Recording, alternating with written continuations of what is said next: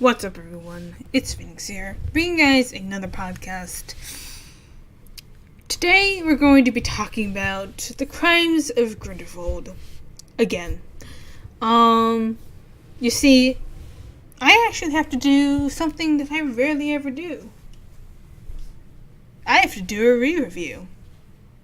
And not in a good way. See, there are some things from the movie that I kind of forgot about when I was doing my review. And because I forgot those things, I said that it was better than it was. In fact, there were many things about the movie that was just plain bad.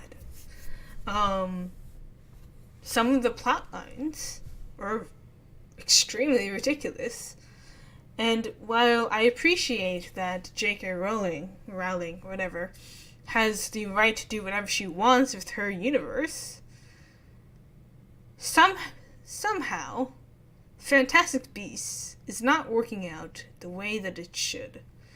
Now, Fantastic Beasts and Where to Find Them was a brilliant film.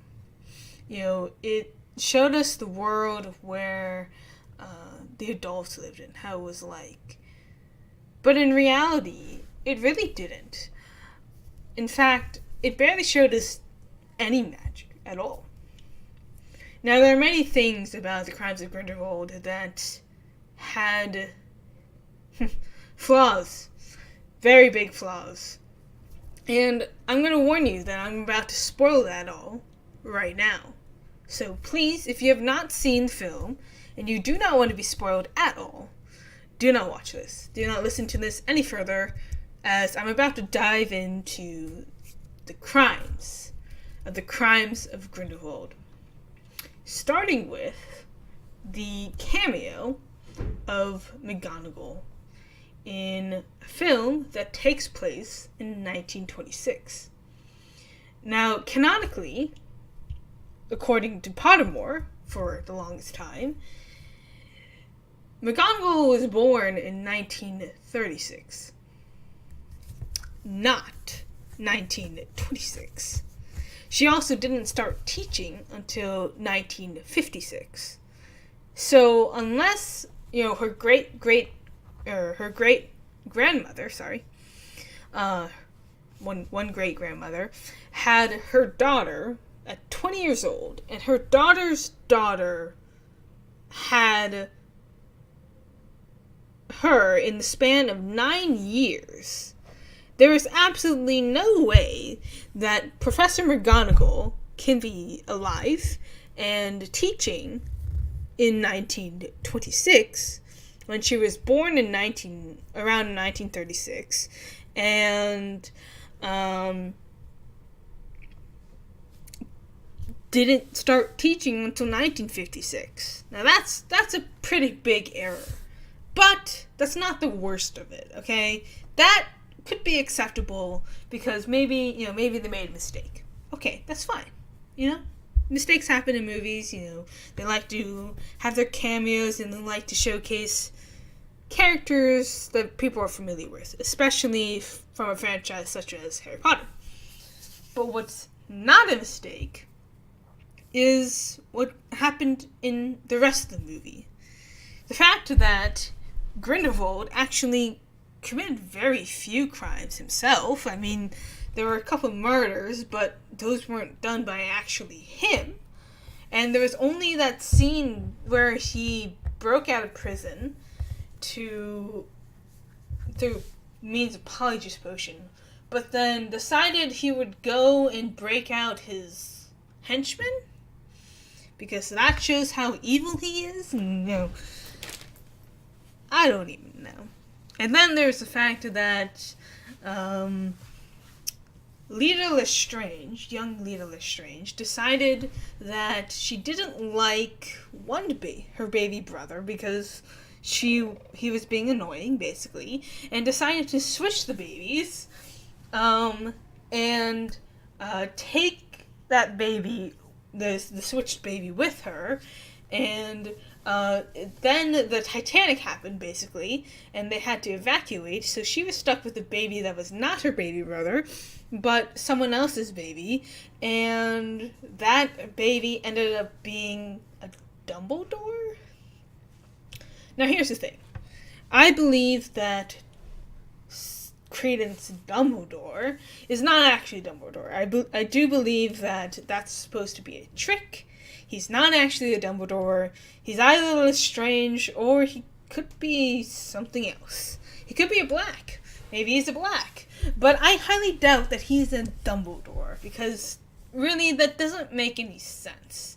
I could actually see him being a Black, considering that they have many dark-haired relatives. And it's not that they couldn't have a dark-haired relative, but it's just that it's really unlikely. I mean, it's not only dark-haired, but we don't really know the hair color that Albus used to have. But according to the film, he had brown hair, because that's what Jude Law has. Yet Credence has black hair. Now that's not entirely impossible if they had parents that had both had dark hair and one passed it on to Credence and the others had brown hair. That could be plausible. But the fact that he is never mentioned in any of the books, not even an inkling of having a foreign brother, and also two Obscurists in the family, it just doesn't make any sense. So that is purely manipulation from Grindelwald. I'm sure he is actually someone else's child, someone else's family. But that's not even the worst of the film. And after thinking about it, and really thinking about it, I don't think that the crimes of Grindelwald or really the Fantastic Beasts franchise really works. And that brings the question, why is it that the 7-book series, right, 8-part films, worked so wonderfully well, and yet these two movies, at least the second movie, is probably one of the worst films in the entire franchise, including The Cursed Child. Now, The Cursed Child had many problems with the book in general, but the play was at least decent. It also wasn't written by J.K. Rowling, so it could be excused. But this was written by J.K. Rowling. She was both a screenwriter and a producer. And it was really bad. Both film-wise and story-wise. Story-wise, it was all over the place. It didn't really make any sense, and it really had the most ridiculous storylines I've ever heard. And that's saying something, considering it's from a fantasy book based around a fantasy world, about a boy who was technically should have been murdered, but wasn't, and he survived because of love. It's really saying something, that this was the worst one, in my opinion. And in many opinions. It has a 40% on Rotten Tomatoes. The movies that were based on the books that some people don't really like, but, they at least stand on their own. The Harry Potter movies do well because they stand on their own for the most part. Sure, there's some things missing in it, but for the most part, they're really great films, and they were done really, really well. Probably one of the best book-to-movie franchises in a while. Not because they were necessarily accurate, but because they could stand on their own. Now, the Fantastic Beasts franchise doesn't have books. They only have the screenwriter, right? They only have the screenplay. That's all they have. They don't have, a whole novel, 700 pages worth of story. In fact, the only thing that is remotely close to it is not 700 pages at all, and it's just a little, it's really just a book full of creatures. And for a franchise that is circled around magic, not Fantastic Beasts, but magic.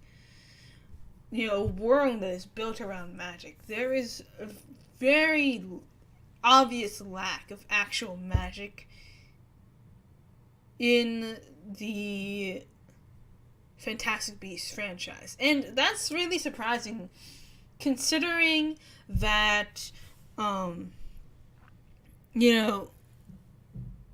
whole idea is to be able to see what adults would do with magic. And yeah, there is a lot of magic attack-wise.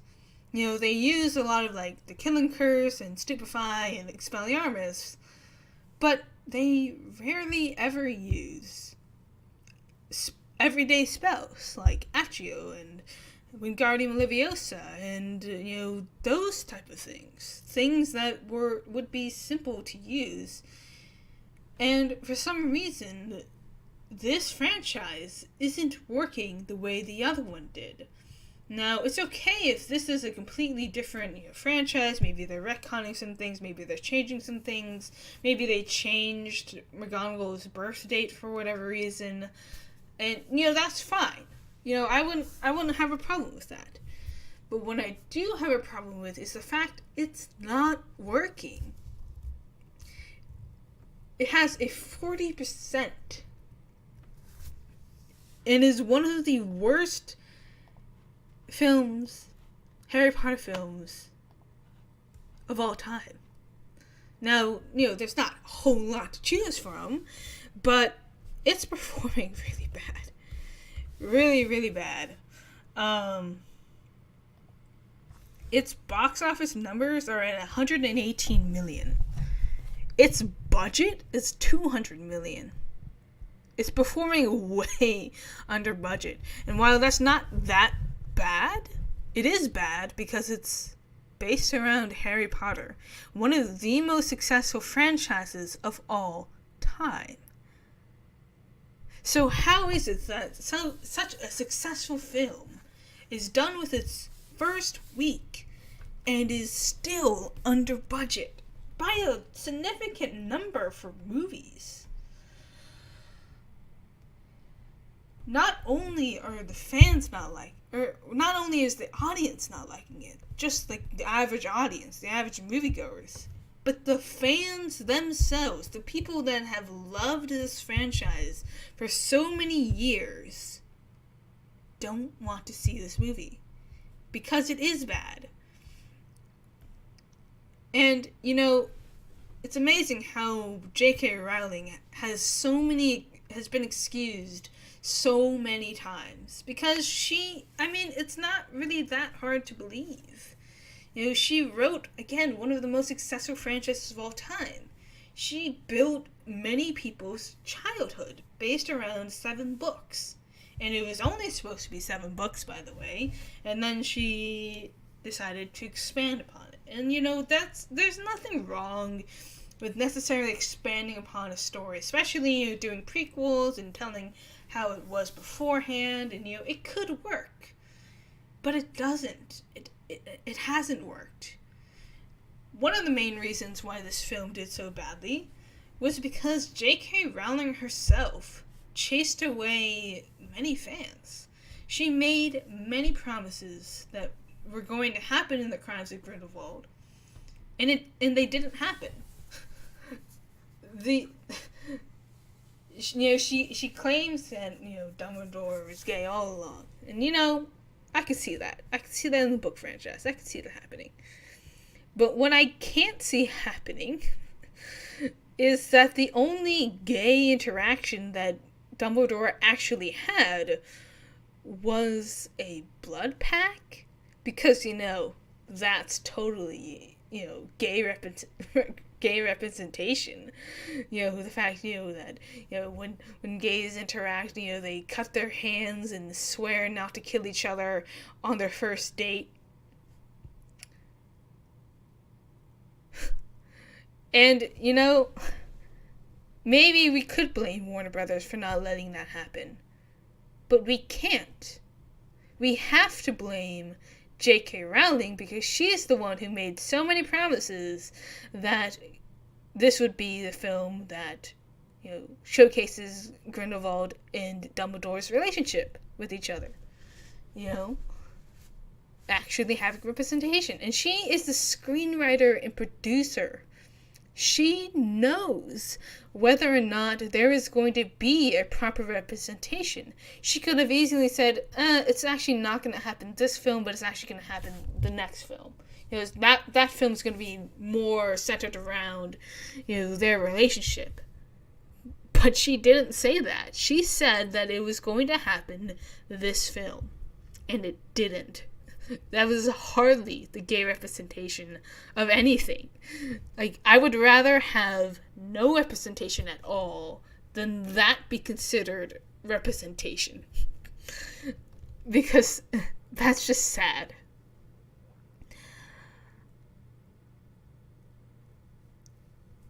It's amazing. It really is.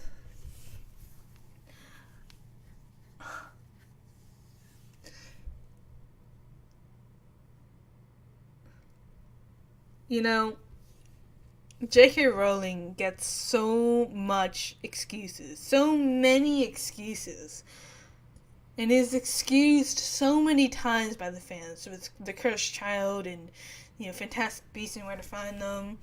But this should not go without excuse. There's no excuse for this. There isn't. I believe that this franchise could work. But it's not happening with this.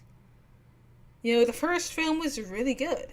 I actually enjoyed it more than some of the other actual Harry Potter movies. But this film is probably the worst sequel to any film that I have ever seen. Ever. It's so bad. It's hardly, the first film is hardly, a beginning of a franchise. It stood alone by itself. It's a standalone film. And Crimes of Grindelwald hardly follows it up. It just doesn't feel right. Many people went into this film and came out completely confused, including the most active and avid fans in the entire franchise. The people that have written fan fictions from this, that have, been so invested. So if the most active fans were confused, what does that tell you about the average fans, the average moviegoers who haven't read the books and haven't seen the movies? If the people who actually did all that stuff still comes out confused, you have a problem. Now, why doesn't this work? Why hasn't it worked? It should. It's a very good concept. Seeing the adults in the wizarding world, seeing them, what they do with it. That was the whole point of this, wasn't it? But it hasn't worked because, one, they barely show any magic outside of battles. Sorry. And two, I think they focus way too much on the Fantastic Beasts part. No one in the cinema is going to see a Harry Potter based film to see Fantastic Beasts, okay? Having them in there, there's no problem with it. I get it. I love the creatures, actually. But solely basing it around that is not going to work in a Harry Potter movie. You can say all you want about it. It's the wizarding world now. It's not Harry Potter. But it's the wizarding world still. There's supposed to be magic, and there's supposed to be all this stuff happening, and it's not. There's hardly any magic in this film at all. And that's a really big deal. No one is going into this film only to see the Fantastic Beasts. And the person that it's following isn't that good of a character to begin with. he's not really likable. And while you could argue that a bad protagonist could work, most people prefer protagonists that they can relate to, at least. Maybe, if they really wanted to follow a quote-unquote bad character, they could follow Grindelwald. Or at least Dumbledore. He's not a bad protagonist, but he would be better suited for this than Newt. Now, I know Newt is supposed to be an autistic character, with his awkward interactions and all of that, but it doesn't really translate. And people don't really remember that. All they know is that this person is acting like an a-hole. And it's not really clear that this character is supposed to be autistic. And even then, it doesn't really work. It's not really working at all. And that's why it's really struggling. It has unlikable characters. Its plot lines are very, very strange and very, very not making sense. And the promises that were made aren't being kept. The other reason why it's not really working is because this franchise is built on a franchise for kids and young adults to imagine what it would be like if they grew up in a wizarding world. If they get lost in this franchise about kids, and that's what it's always been about: kids doing magic. And now they're trying to transition to adults doing magic, and they're barely doing magic. You would think that this would be a really good idea because they can showcase how adults use magic versus how the kids use magic. And that's a really good idea. Except the adults are hardly using magic at all. In fact, the only real magic outside of the battles that I can recall is in the first film when Queenie is doing, making dinner and making, the apple tart or whatever it was. But there's hardly been any actual magic in this film. It's mainly based around the beast, and that's great and all, but people really come for the magic part. And a decent storyline, which hasn't happened, really. I mean, the first movie followed a great storyline, but it was really a solo storyline. Now, I believe that the third film could work if they learn from this film. If they learn that people really want to see magic and a storyline that makes a little bit more sense. Now, this is J.K. Rowling. She can do whatever she wants with the third film because she's a screenwriter and a producer. However, it wouldn't hurt to have an actual experienced screenwriter come in and say, I think this would actually work a little bit better, because here's the thing. J.K. Rowling makes a brilliant novelist. But a novelist and a screenwriter are two completely different things. They have two completely different skills. Not all writers and novelists are good screenwriters, and that's fine.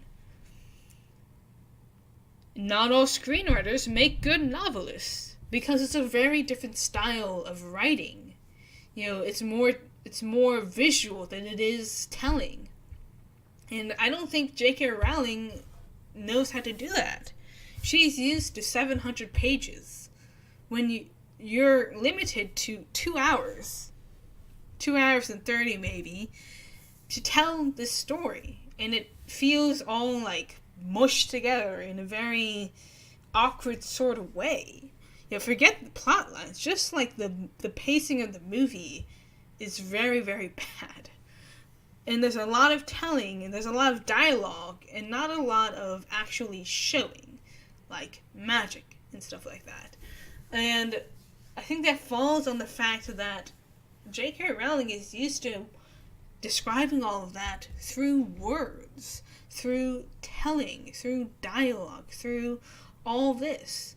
But people don't like that in films. That's not how films work. You have to do a lot of showing and little telling. I mean, dialogue is fine, but when you have too much dialogue, like in this film, it becomes way too much.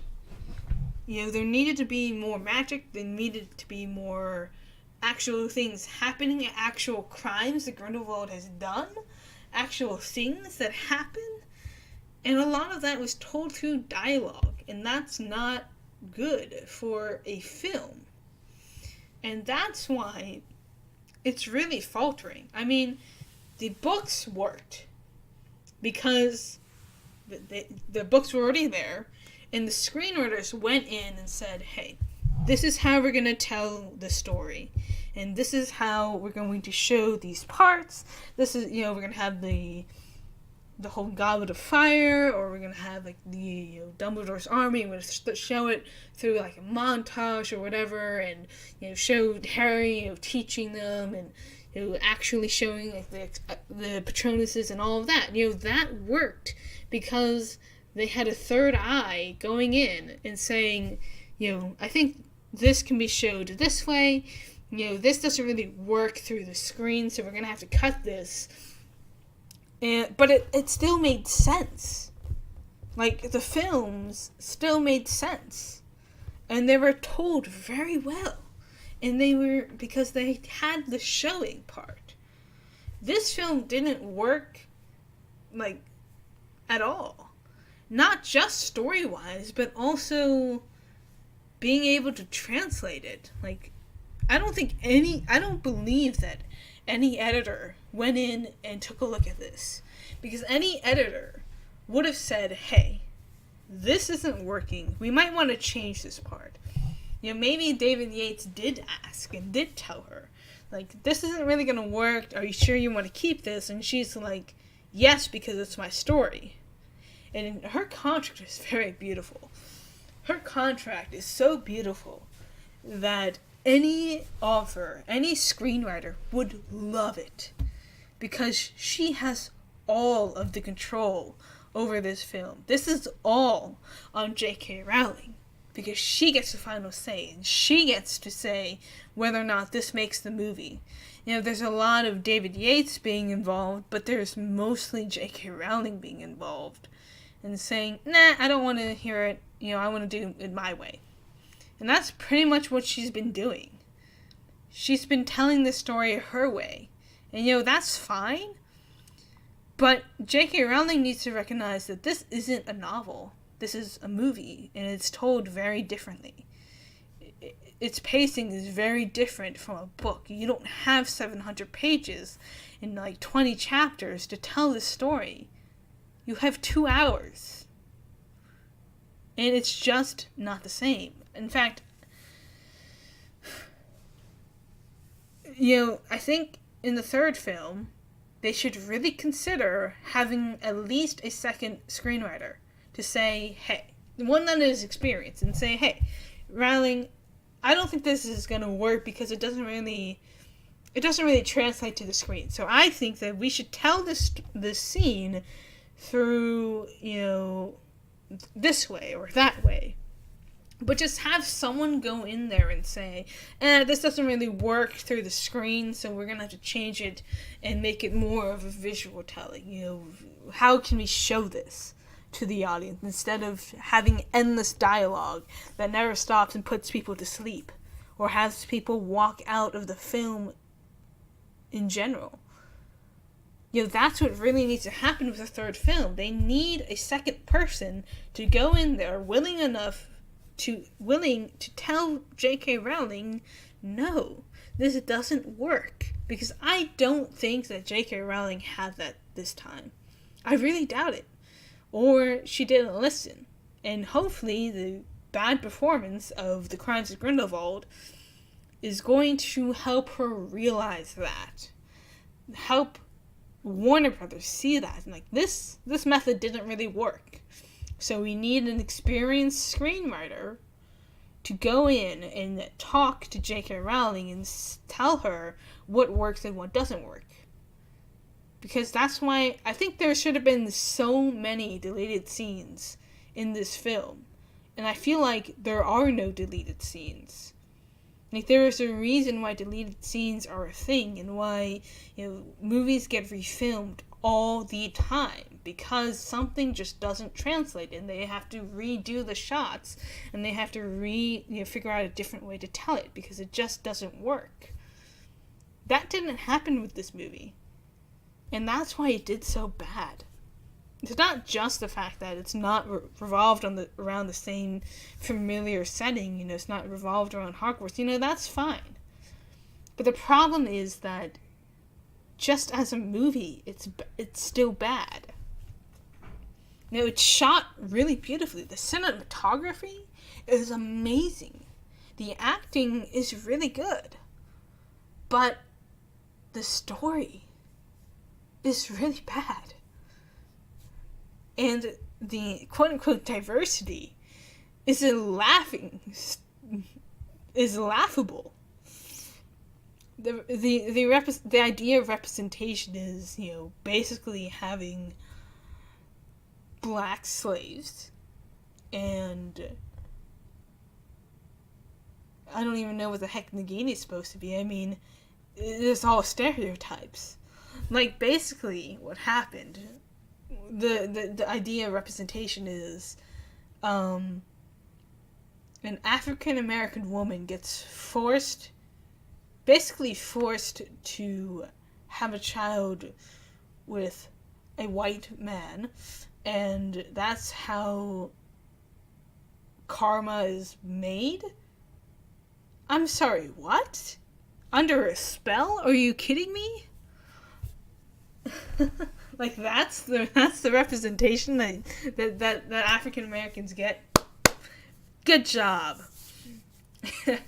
Nagini, I mean, there's always theories that Nagini was a woman in the past, at least, or something, whether it was animagus or whatever the term is for whatever that they used. That was always there. But the fact that she was considered representation in the film for Asians, that's just sad. That's just sad. I mean, it's laughable. The amount of representation that is in this film is laughable.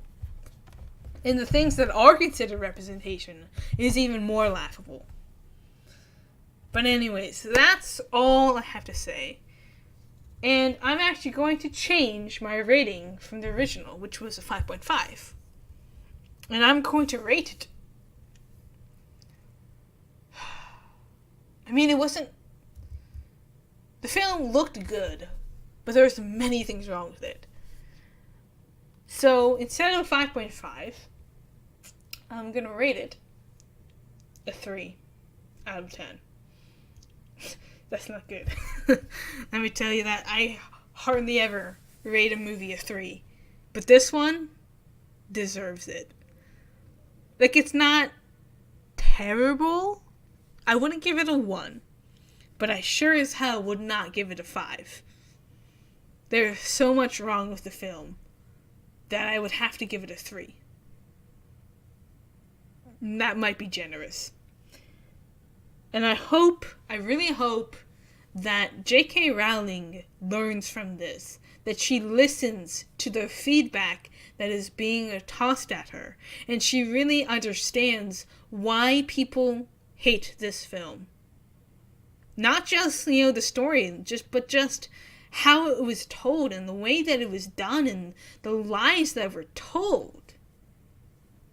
And maybe she can just learn from this, People make mistakes, people make bad films, and that's fine. I just hope that the third film and the fourth film and the fifth film aren't going to be as bad, because that's going to be really bad for everything.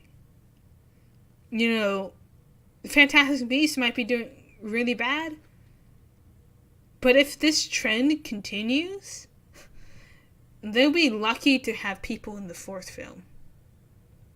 willing to see the fourth film. Like, this should be a learning lesson. You know, the third film should be amazing. And have the idea, you know, they should really learn from this. And hope that the third film can really redeem this franchise. Because if this franchise ends on a bad note, that'd be really bad. And that'd be really sad as well. Because this is one of the greatest franchises of all time. And it shouldn't be ruined by this. Especially since the idea itself is actually really good. If it was executed a little bit better. Anyways, comment down below, what do you guys think? Leave a like if you guys enjoyed this. And don't forget to subscribe for more content. Peace out, guys. It's been a blast.